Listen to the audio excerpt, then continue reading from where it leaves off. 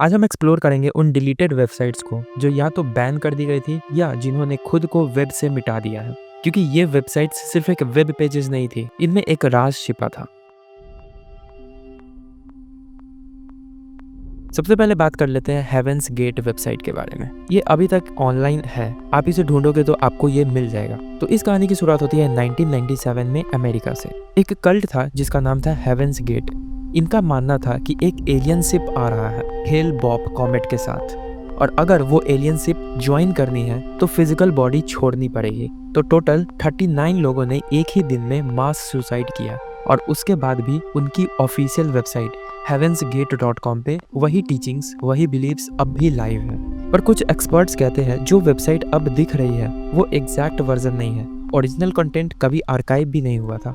तो इसका मतलब है कि क्या इस वेबसाइट को दोबारा बनाया गया था या कोई कल्ट अभी भी छुप कर एक्टिव है। आप इसे गूगल पे जाकर के सर्च भी कर सकते हो, और अगर आप नीचे कमेंट करोगे तो मैं इस वेबसाइट पे खुद जाकर के देखूंगा और मैं आपको बताऊंगा कि ये heavensgate.com पे जाने पे क्या होता है।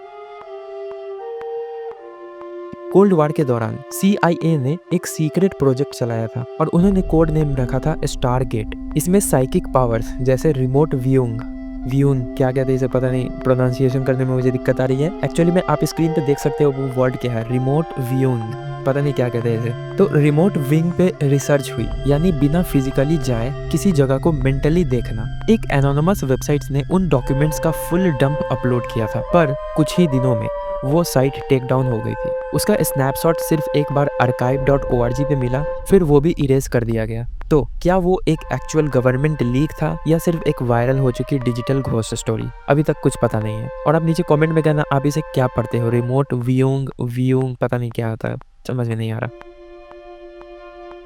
timecube.com the man who claimed time is a lie. Jenny रे नाम का एक इंसान था, 1997 में एक वेबसाइट बनाई थी जिसका नाम था timecube.com। इस पे लिखा था टाइम 24 आवर्स का नहीं, 4 कॉर्नर्स का होता है, और पूरी साइंस एक फ्रॉड है। वेबसाइट का डिजाइन बहुत ही अजीब था, उनमें ग्रामर्स ब्रोकन थे और थ्योरीज इंसेन थे, लेकिन विजिटर्स लाखों में थे। इंटरनेट हिस्टोरियंस कहते थे ये एक रेयर एग्जाम्पल था मेंटल ब्रेकडाउन का जो लाइव स्ट्रीम हो रहा था। लेकिन एक दिन वो वेबसाइट गायब हो गया जेनी रे के डेथ के बाद। टाइम क्यूब कभी वापस नहीं आया, no archives, no mirrors, no final post. तो आपको क्या लगता है कि क्या ये वेबसाइट डिलीट की गई थी या इंटेंशनली मिटा दी गई थी?